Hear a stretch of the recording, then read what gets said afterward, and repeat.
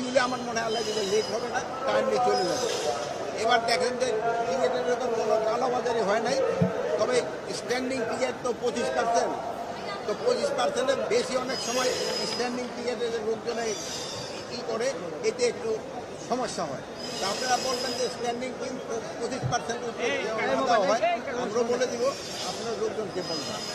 আপনাকে যদি কোনো রকম প্রশ্ন থাকে আপনি বলতে পারেন। আর আরেকটা হলো ভাই যেটা বলছে যে যাত্রীরা যেন ছাদে না ওঠে, আপনারাও লোকজনকে একটু সচেতন করবেন যেন লোকজনে ছাদে না ওঠে। কমলাপুর থেকে না হলে আমরা দেখেছি বিমানবন্দর থেকে ছাদে ওঠে যাত্রীরা, তো সেক্ষেত্রে কি ব্যবস্থা নেওয়া? ওই বিমানবন্দরে আমরা ইনস্ট্রাকশন দিয়ে দিব যেন ছাদে যাত্রীরা না ওঠে। সারা দেশের বিভিন্ন জায়গা থেকে ঢাকার উদ্দেশ্যে পশুবাহী ট্রাকগুলো আসছে, এই হাটগুলো